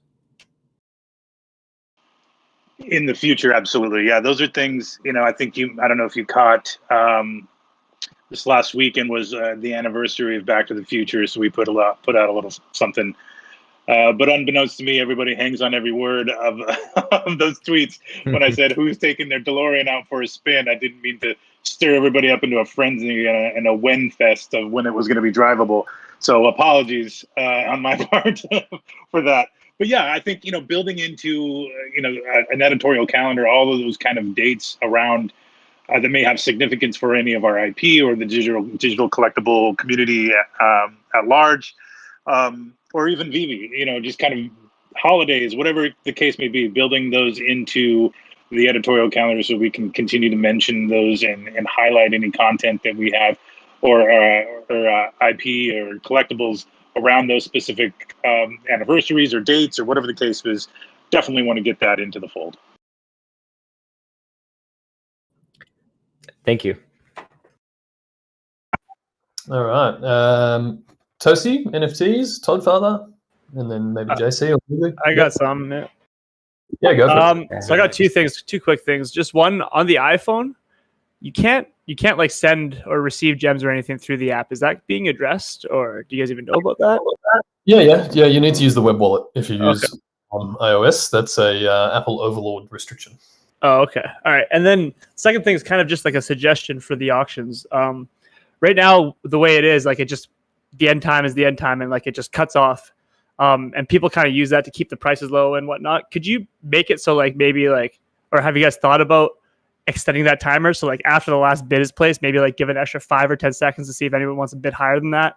And then like that'll kind of create like bidding wars and like more Omi will be burned. And I don't know. I think it's definitely been suggested, extending that timer with every last bid or whatever. But Yeah, to be honest, I think it's part of the experience. Yeah, like you know, for 3 days that auction is up, is there. You know when it's going to end. I think that it's part of the fun of that is like, are you going to be the one that gets the last bid in, you know, and wins that collectible? So if you kind of, I think it would dilute the experience and dilute the auction process if every single auction got extended every time someone made a last second bid.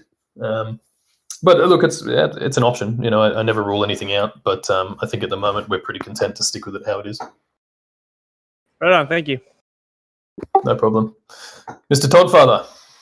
Yeah, I got a question about the desktop version for the app. Yep. Are you worried that's going to give users another form of emulator that can be used for auto-clicking? No, it doesn't really change things compared to what's already taking place. Can you load up multiple instances of the web version?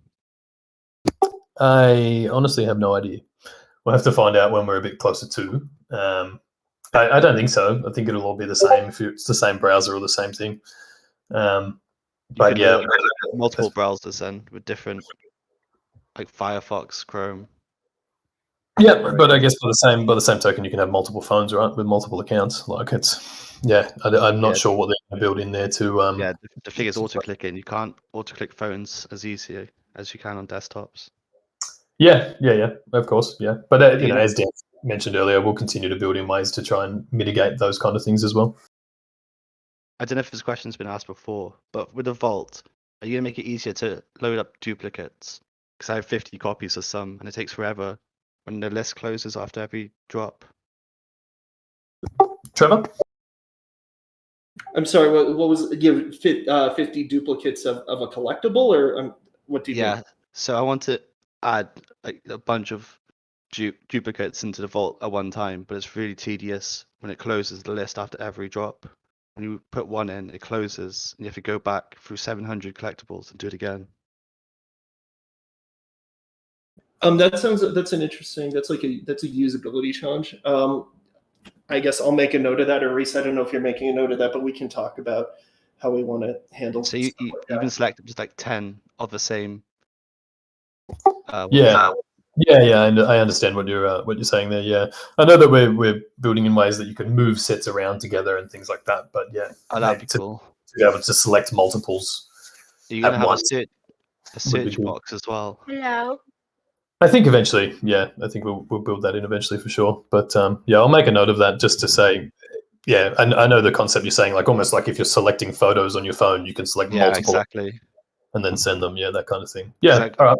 I got a bunch of Superman. I want to do like a massive vault, but it's so annoying doing it one at a time. Yeah, I guess there's obviously some UI that needs to be built in there because then when you drop them in, well, do they all? Yeah, are they all maybe just like place and then you separate them? Or? Yeah, stagnate next to each other, left to right. Yeah, something like that. All right, I'll make a note. I got one more thing as well. With the auctions, it says ending in a few seconds. Is it possible to do a countdown timer, like with actual seconds? Yeah, I think there will be. Hang on, we're just going to mute someone. That's better. Yeah, I think we will eventually, but I'll put that on the list as well, and we'll just see if we can put a countdown timer on it. That's me done. Thanks for your time. No worries. Thanks, man. So what do we got? Maybe another 5 minutes, guys. JC, are you up here? You got a question? And then we got the last two, and then we might wrap it up. Yeah, can you hear me? Yeah, mate. Go for it. Yeah, just a quick question. I think it's just a follow-up. Someone mentioned it. Do you see any challenges retaining like any users? I know Alex is gonna start kicking the marketing and stuff like that, or bringing more people. And like we say, everything is about the first impression, experience, and I don't know how they're gonna feel when the experience is like the 3 to 5 seconds all out. If you blink, you lose. So do you see any challenge on that? Yes. So there's always a challenge in retaining users, no matter what your app is or what your experience is. I think what any marketer worth his salt does is it continues to look at the data and make informed decisions on where the opportunities are, where the drop-offs are, where we're seeing people interact with the app or the experience, and where we're seeing them drop off. So I'll continue to pour through the data as we start to put around a kind of a larger strategy and plan around how we are marketing Veve to the audience at large. But that is definitely on my list of things, is to make sure that, you know, we're not any new users that we're bringing onto the platform with any campaigns, you know, that they stick around, that they feel welcome, that they understand how it works, and they understand the value and fun, quite frankly, of collecting digital collectibles. So yeah, definitely a challenge, but definitely up for it. And I look forward to kind of, you know, pouring through that data, especially, you know, as we'll see probably a lot more people coming on to the platform around when we start dropping Marvel stuff, for sure. Yeah. Thank you. Appreciate it. And welcome. Perfect. Xavier, if you want to jump in there. Hello. I appreciate what you guys are all doing. I just want to quickly ask, is it possible maybe to add, like, have your own character? You can personalize, you know, how he looks or how she looks. Like, you know, maybe buy clothing for your character, stuff like that, like your own avatar. Maybe you already talked about it before. And to add to that, maybe like for the master collector program, you could dish out like special clothing for, you know, having certain sets completed or something. You can, you know, hang it up in your room or wear certain clothes, you know. I don't know if that makes sense, but Yeah, definitely makes sense. I think any sort of avatar or that implementation will come with the VVverse.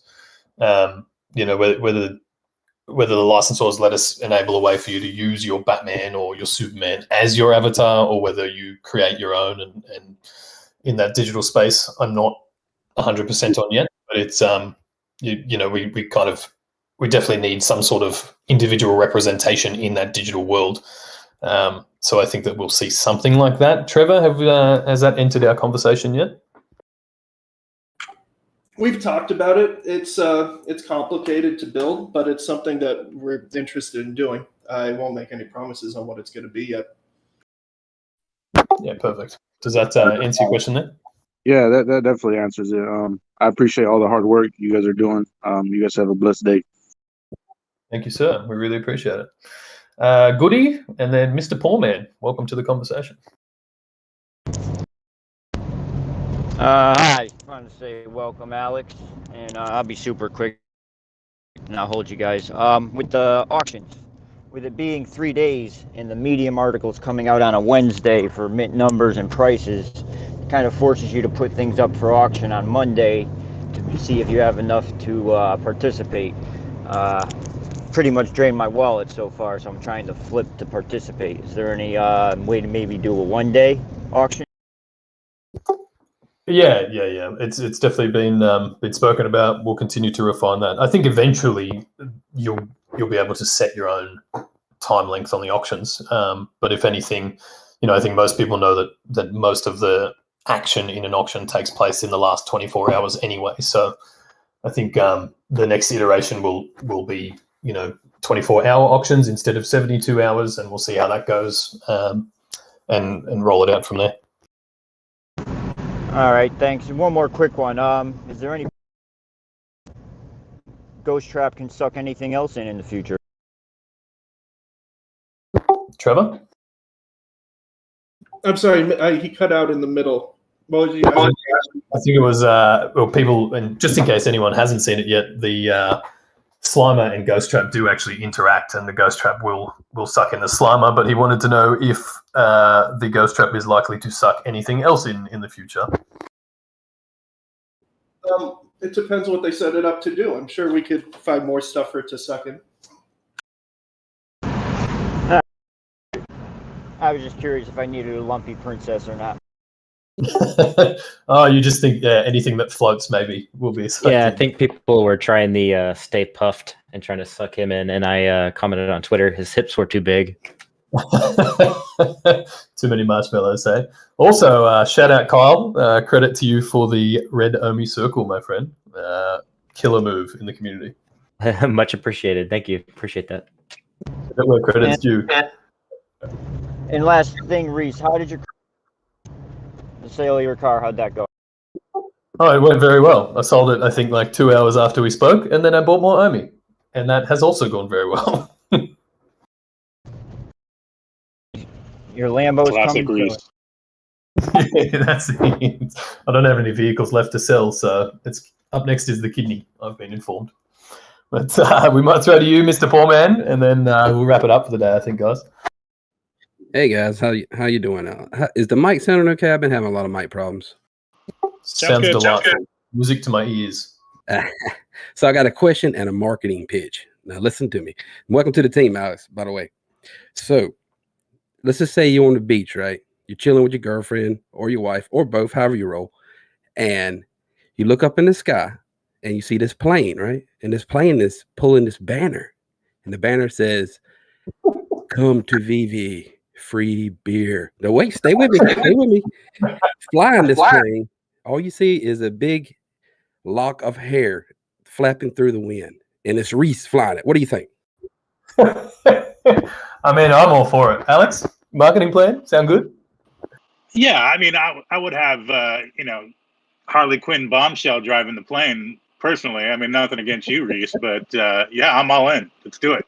I don't mind a bit of cosplay, for the record. Definitely will send me too. You just have to bleach your hair. Yeah, that's it. That's great, guys. All right, Yeah. so my question is, how things going with the integration to Immutable X? Is everything looking good on time, or any kind of timeline? Yeah. I'll need to get a bit of an update on that. I know when it was originally mapped out, Michael, the CTO, said he was estimating sort of 6 to 8 weeks.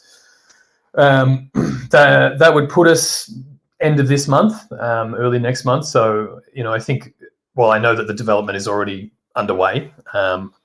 In terms of like the day that we say, yep, we're migrating now, or the token swap is open, I don't quite have the exacts yet, but look, best case, I think we're probably seeing it in the next 4 weeks. But I've kind of been saying to people by the end of August, just to be safe. I hope that ends up being a safe estimate. But it's underway. It's underway, and as soon as Michael tells us that we're ready to go, then we'll start rolling on it. That is awesome. Also, when Britney Spears, Trevor. Trevor, you working on that or what? It's Britney, bitch. We actually got the LOL dolls just for you, poor man. I appreciate it, guys. Thanks, mate. All right, guys, we might wrap it up there. Just big thank you for everyone for showing up again. Thanks for recording. Thanks for all your questions and always being here. Big welcome to Alex. You guys will get to know him more, and you can follow him on Twitter. Alex, what is your Twitter handle there? It is all one word, Reverend Alex G. And yes, I am an ordained minister. That was my next question. Fantastic. All right, guys, you know where to find him. You can already find us all over socials. So, big thanks to everyone, and we will talk next week. Thank you for the warm welcome, everybody. I'm really happy to be here. Let's get it. Cheers, guys. See you later.